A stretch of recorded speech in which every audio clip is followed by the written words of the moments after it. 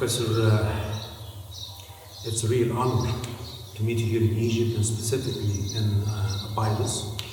Thank you. And we will start right away. Our main theme is the Exodus story, the Exodus of the Israelites from Egypt. Let's talk about the historical side. Mm-hmm. Do you see the Exodus story, or do you think the Exodus story reflects real history, or is it just a religious tale? And it's very hard to say because we don't have enough archaeological evidence. And as we can say from the Old Testament and of the Bible, there are quite a lot of references to things that could have happened in the past, referring to reality. But I do believe that there was a sense of reality in the story that is written in the Old Testament. I do believe that the Israelites, the people, the Hebrew, stayed in Egypt during New Kingdom time. The word for during the New Kingdom. Yes, time. during the New. Why you specifically specify the New Kingdom? Because that's the first reference to the word of Israel, which you find on the Israel stela of Meremta, found in his mortuary temple in Luxor. And there it is part of a long list of kind of people who were conquered or repelled from Egypt by the Pharaoh. So we know that the Hebrew or but Israel... Excuse me for this interruption. The victory stela of Bennett refers to the Israel as a tribe. As a tribe. Being vanquished. Yes. Terminated. Yes. That's outside correct. of Egypt, in a land maybe called Canaan. Yeah. Yeah, that's on the That's hardly a parallel to the Exodus. I mean, yeah. the main theme of Merneptah stela was about some Libyan tribes being conquered and defeated. At the bottom of the stele, a couple of lines, as if they were afterthought, there were mentions of small tribes. One of them is Israel. You're correct, but let's try to get into the history a little further back. So to the 18th dynasty, because we're talking about Meremta 19th dynasty.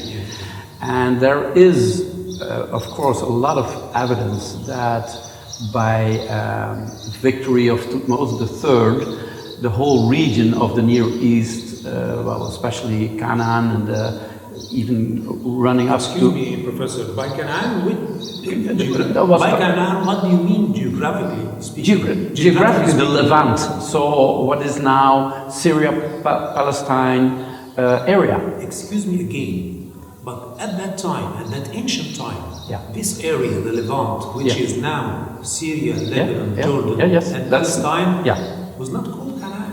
No, but it was conquered by the... No, this is another point. It was... I'm talking about the terminology here. Okay.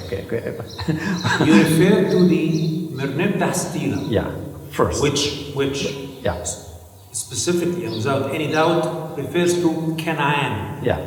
And some tribes, one of which was Israel, was conquered by the king Merneptah. Yeah. Canaan was a land geographically not located in the area you specified, which is the Levant. That's new to me. It was not called Canaan. It was not called not by Egypt. I mean, this area up to southern Syria was an Egyptian territory. Yes, under it was under authority. With yes. Egyptian garrisons. Yes, and military. That's correct. That's correct. So, in the records, it's called Reginald. Rechenu is one of the words. Okay. So Egypt did not refer to that area as Canaan. Okay. Even more.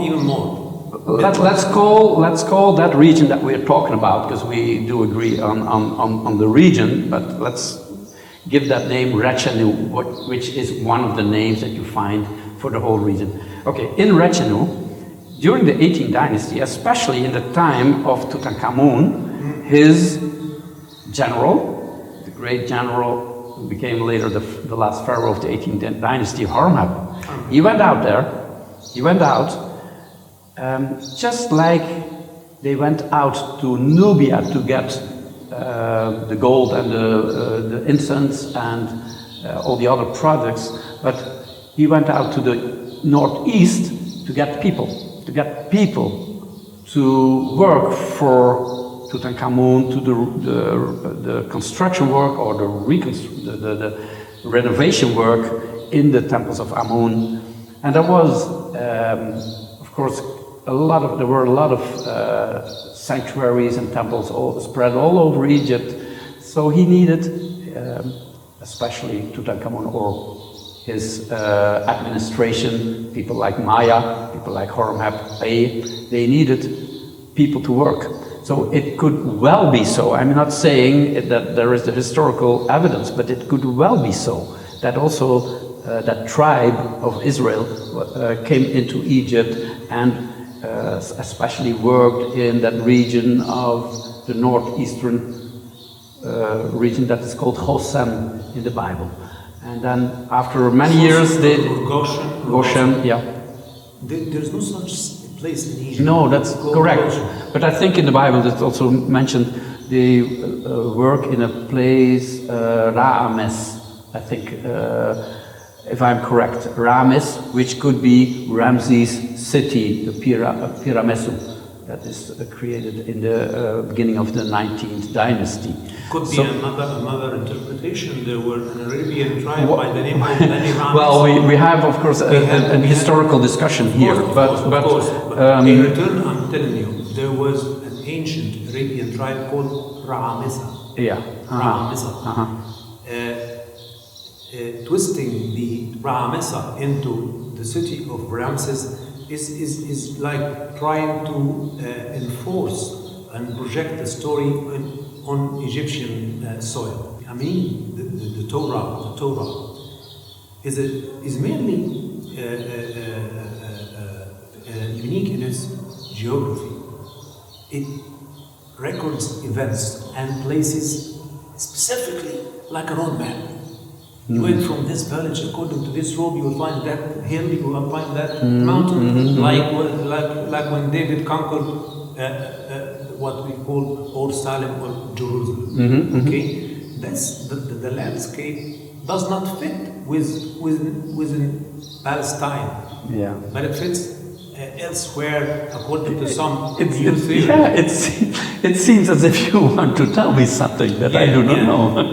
Because I try to tell you from my perspective that some things that you find in the Old Testament or in the Torah on the Exodus are based on some historical events, but especially the figure of Moses who led the people out. Who was he? Was he really a priest and a judge and a leader? He had many. I'm sorry for interrupting you all the time, but the character of Moses and his way of leading the Israelites out of Egypt poses a lot of questions. Yes, it poses a lot of questions. When you leave the so-called land Goshen or Goshen, which I do believe that it did not exist. We had no such thing as Goshen or Goshen. When you go and you lead around 2 million people, from a population of 3 or 4 million people. That's quite a lot, That's a catastrophe. That's quite a lot. That will lead to the fall of the empire. Yeah. And you're talking about the 18th and 19th, the epic. The apex or the climax of the Egyptian empire. That aside, when you leave the so-called Goshen in the delta and you cross into Sinai and you wander for 40 years and then you go to the so-called Canaan, which is not called Canaan at all. this was all Egyptian territories. In other words, it was. It was. If you were in that time. if you were in America and you would exit from New York and you go to New Jersey and then to California, did you leave or exit the USA, America? No. You're still on American soil. Likewise, when you leave the Delta, be it Goshen, I don't know, and you travel across wonders in Sinai, which was Egyptian land, and you reach the so-called Canaan, which is under Egyptian colonized Egyptian land. Okay, you're not exiting. You're on the same Egyptian and under the same Egyptian control. Yes. So where is the rationale of the Exodus here? Where is the rationale? You're not exiting. But as we know from other texts, sources from Egypt, especially when you go to the text of Wenamun, which is at the end of the 20th dynasty, the first years of the 21st dynasty, so we're around 1080 BC. You find. Now you're shifting the timeline. You're shifting the timeline. Yeah, that's 200 years later. 200 years in Egyptian timeline is a big deal. Yeah, it is, of course. But I'm talking about the empire of Egypt that is declining. That area that we are talking about of Rechenu is not under control anymore of Egypt. I will say, please pardon me again. Yeah. The 10 plagues that led the Israelites out of Egypt, it was devastating. If it took place, that would translate into a sudden and complete fall of the Egyptian empire, not gradual fall, sudden collapse. And when would that have taken place then? Because I'm feeling that you want to tell me something. I want to tell you that the fall of the Egyptian empire did not happen overnight. No. It happened gradually and slowly over 1,000 years. Because it was such a strong and deep culture and civilization. You're talking about a tribe that you could conquer and overnight you will not see it again. You know what I mean? Yes. As if it was some Bedouin tribe. Sorry for being now on the chair of the interviewer, but I just want to know then what your opinion is. Because what I say is that Exodus can be based on a few historical facts or words that we know. Such as, well, we know that Horemheb went into that area of Syria, Palestine, to collect a lot of people and to let them work in Egypt, so to force them.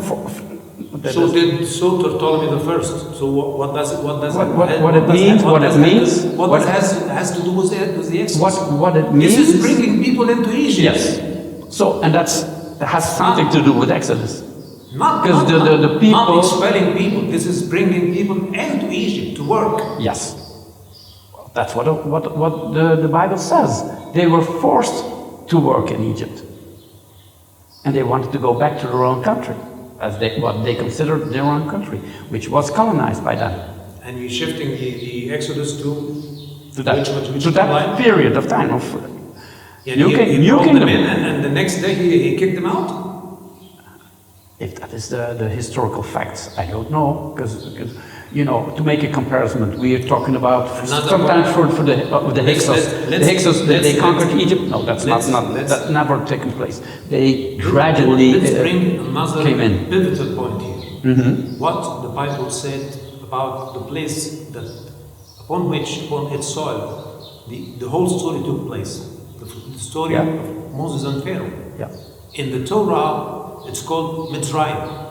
Mitzrayim. Ancient Egypt was not called Mitzrayim. Not at all. Oh, but as an Egyptologist, what was the native name? Kemet or this Tawi. This is my question. What was the native name of ancient Egypt? Kemet or Tawi or those Tameri even. So it could be. But where is Mitzrayim? Where is Mitzrayim in that? And what does Mitzrayim has to do with Kemet or Tawi or Tamri? But as you know, they had their own language. Who? The Hebrews. The Hebrews. Yeah. Yeah. So if I'm in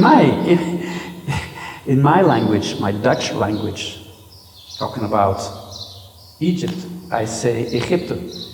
When you're talking about your own wonderful country, you say Muslim. So we have this difference. We have this difference in language. Masr is the Arabian name that was. Sure. But just to give you the example that there is a difference in language. I don't want the viewer to be confused. Masr is not the ancient name. I know. Masr is the Arabian name. So Masr has nothing to do with ancient. Okay, but shall we call the country Kemet then, or shall we call it? To me, it's okay, but just to give you the example. We could call it any of the titles you said, or the names, or the appellations, except Mitzrayim. But once again, Mr. Ashraf, I feel that you want to convince me, or to tell me something,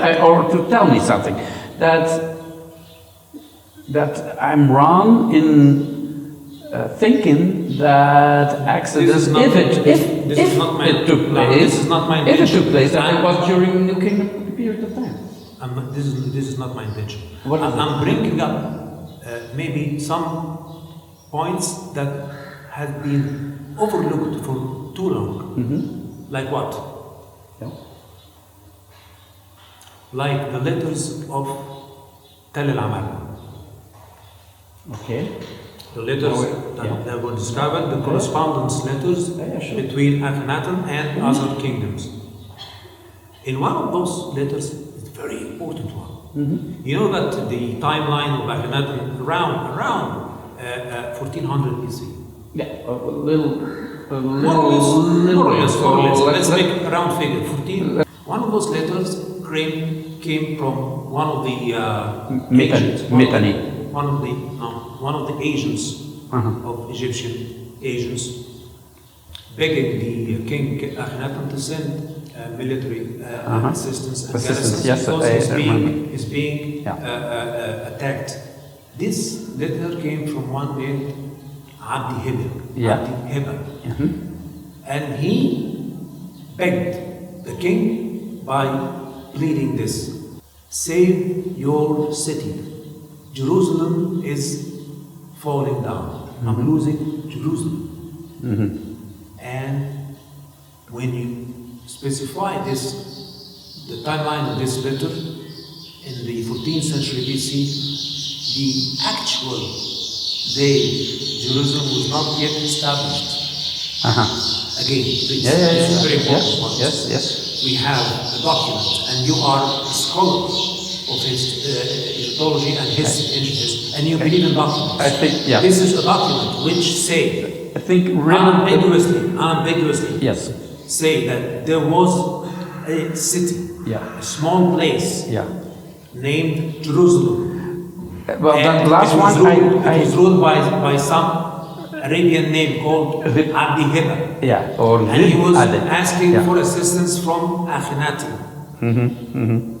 This is a contradictory point, and it's perplexing even the Jewish.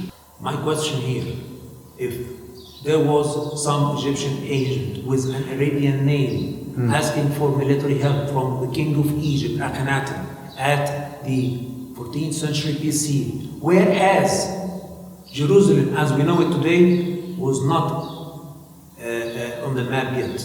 How do you explain this? How do you this? Well, this is, I don't have an explanation for that, but I doubt that the word of Jerusalem is in that letter. Dar Salam means Jerusalem. Dar Salam. Dar Salam. Dar Salam. Dar or Shalim. Or in ancient Arabian and ancient Hebrew, the letters were written. It means home. It means the city of peace.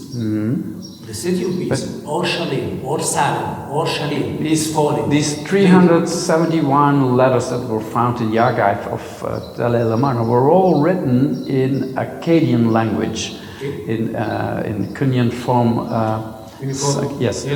And I remember from a long time ago that I read that translation on the Vip Adi, that I remember his name was, not mentioning a city called Dar es Salaam or something like Jerusalem or. But anyway, if you are right, then we're talking about a time period of New Kingdom, still New Kingdom. And my dear professor, yes. the New Kingdom is it's an impossible. Well, tell me, in what period of time the Exodus would have taken place then? I'm saying if the Exodus is a historical fact. If it is, it couldn't have taken place in the New Kingdom because this is the time of the empire. Before or after? Not even before or after. Okay. So when? It didn't take place in Egypt. The whole scenario of the Exodus story. Yeah. If it did happen in Egypt, it would only translate to the abrupt fall of the empire in a drastic way. Overnight. Yeah. One more thing. But why? One more thing. Yeah. If Egyptians saw as first-hand experience those 10 miracles, those 10 plagues taking place, and they witnessed that the God of the Israelites had power over their deities, they would have converted immediately to the cult of the Israelites. Yes. But that did not happen. Egypt only converted to Christianity at the turn of the first century AD. Never to the Israelites' religion or Judaism. No.